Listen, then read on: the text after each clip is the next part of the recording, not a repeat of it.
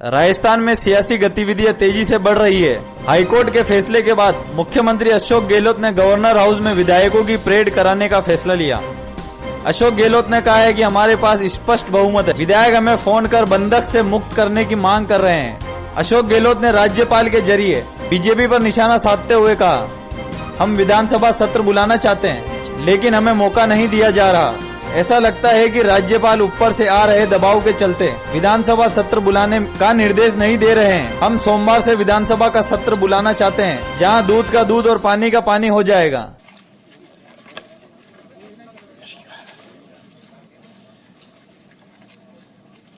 Cabinet के फैसले के बाद में हमने माननीय राज्यपाल महोदय को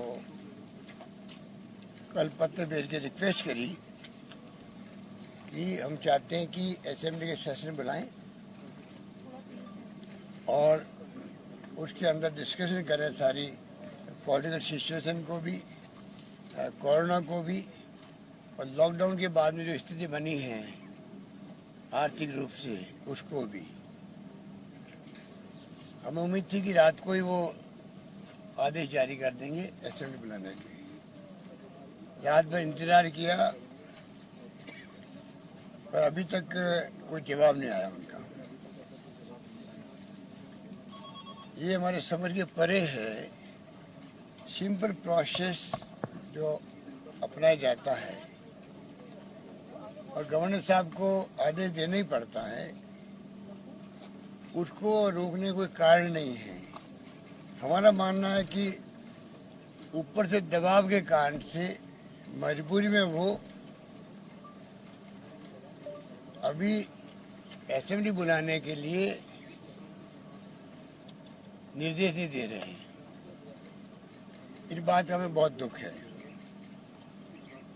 जब हम फ्लोर पे रहना चाहते हैं, एक तरफ तो मांग की जा रही थी विपक्षी पार्टियों द्वारा भी, जुडिशरी के अंदर भी चर्चा हो रही थी, भाई आप असेंबली फ्लोर क्यों नहीं टच कराते हो, असेंबली में क्यों नहीं आते हैं, असेंबली बुलाते क्यों नहीं हैं।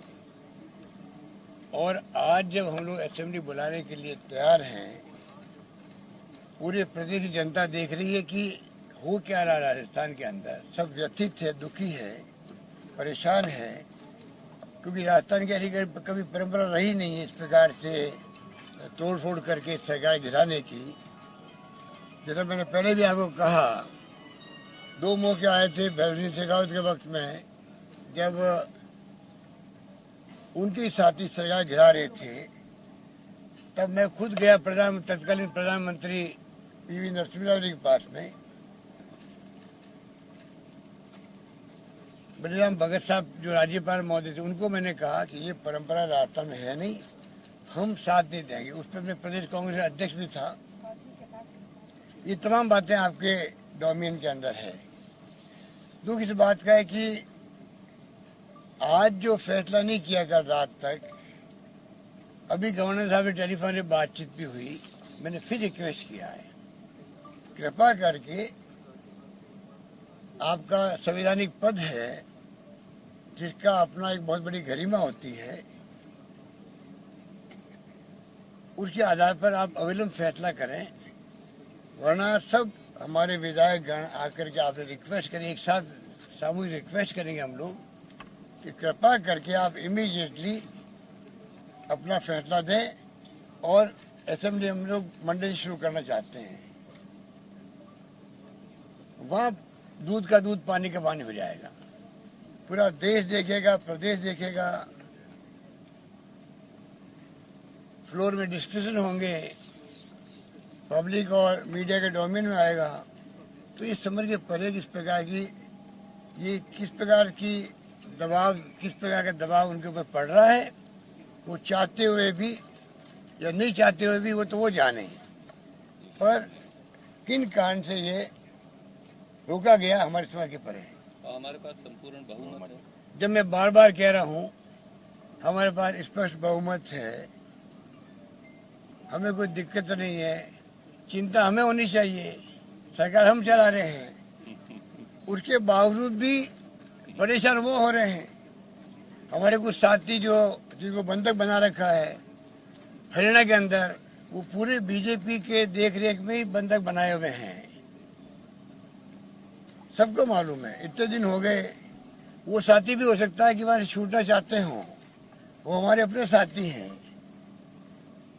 हो सकता है कि उनको जो बाउंसर लगा रखी है वहां पर, पुलिस लगा रखी है, टेलीफोन सीज कर लिए उन सबके, परेशान है, कोई बीमार भी है वहां पर क्योंकि आंखों में आंसू भी आ रहे हैं, टेलीफोन करें हम लोगों को, छुड़ाओ हमें यहाँ से, ये स्थिति बन गई है। उसकी परवाह केंद्र सरकार को नहीं है क्या? हरियाणा में सरकार किसकी है? बीजेपी की सरकार है। ये पूरा खेल जो है ये भारतीय जनता पार्टी उनके नेताओं के षड्यंत्र है, जैसे उन्होंने कर्नाटक में किए थे, जैसे उन्होंने मध्य प्रदेश में किए थे और राज्यों में किए, आप सबको मालूम है। राजस्थान में ही करना चाहते हैं। राजस्थान में पूरी प्रदेश की जनता हमारे साथ है, विधायकगण हमारे साथ है और कोई आश्चर्य की बात नहीं। इस बार जो मैनेजमेंट हुआ कोरोना का, जहाँ जीवन बचाने की बात है, जीवन बचाने की चुनौती हमारे सामने है। ये भयंकर महामारी है कोरोना की, लड़ने का वक्त है। शानदार हमने मैनेजमेंट किया, पूरे देश में वाहवाही हो रही है।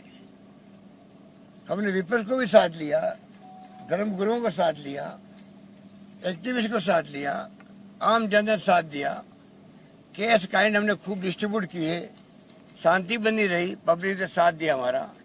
ऐसे माहौल में सरकार को टॉपल करने का षड्यंत्र करने में बीजेपी की भूमिका जो है, आप समझ सकते हो किस नीचे स्तर पर जाके राजनीति देश में हो रही है। डेमोक्रेसी खतरे में डाल रखी है। इनकम टैक्स के, ईडी के, सीबीआई के छापे, ऐसा नंगा नाच कभी देखा नहीं है देश के अंदर जो आज देखने को मिल रहा है। मैं कहना चाहूंगा महामहिम राज्यपाल महोदय को, हम सब आ रहे हैं अभी एक साथ में राज्यपाल राजभवन के अंदर, उन सबसे सामूहिक रिक्वेस्ट करेंगे कि आप दबाव में किसी के नहीं आए। आपका संवैधानिक पद है, शपथ ली हुई है, अपनी अंतरात्मा के आधार पर शपथ की जो भावना होती है उसका आधार बना के फैसला करें। वरना फिर हो सकता है कि पूरी प्रदेश की जनता अगर राजभवन को घेरने के लिए आ गई तो हमारी जिम्मेदारी नहीं होगी। धन्यवाद। नहीं चलेगी, नहीं चलेगी, नहीं चलेगी, नहीं चलेगी। इंसाफ हमारा नारा है, इंसाफ हमारा नारा है, इंसाफ हमारा नारा है। जिंदाबाद, जिंदाबाद, जिंदाबाद। हम तुम्हारे साथ हैं, हम तुम्हारे साथ हैं, हम तुम्हारे साथ हैं। जिंदाबाद, जिंदाबाद, जिंदाबाद। इंसाफ हमारा नारा है। और वहीं चिकित्सा एवं स्वास्थ्य मंत्री रघु शर्मा ने अपना बयान देते हुए कहा, राज्यपाल ने कहा कोरोना के चलते विधानसभा सत्र नहीं बुलाया जा सकता। मीडिया के जरिए जैसा हमें मालूम पड़ा है कि महामहिम राज्यपाल महोदय ने कहा है कि कोरोना के चलते हुए विधानसभा का सत्र नहीं बुलाया जा सकता। अगर ये सच है तो हम 200 के 200 विधायकों का कोरोना टेस्ट करने के लिए तैयार हैं। राज्यसभा के चुनाव हुए अभी 19 जून को, तब चुनाव में सारे साथ निकले हैं, लंबी लंबी लाइनें लगी है, तब राज्यसभा के चुनाव कैसे हो गए? विधानसभा का सत्र बुलाने के लिए कोरोना की वजह से कोई भी प्रॉब्लम है तो हमारे पास किट मौजूद है, हम एक एक विधायक का टेस्ट करा सकते हैं। और टेस्ट में कोई भी जो विधायक पॉजिटिव हुए थे वो नेगेटिव भी हो गए। हमारे कांग्रेस विधायक एक पॉजिटिव हुए थे पिलानी से, वो नेगेटिव हो गए। सुमेरपुर के विधायक हैं, वो भी लगभग रिकवरी हो गई उनकी। कौन कोरोना से संक्रमित है विधायक? और अगर है भी तो उनकी जांच हो जाएगी। लेकिन ये आड़ लेके कि कोरोना की वजह से विधानसभा का सत्र नहीं बुलाया जा सकता, मैं उचित नहीं मानता।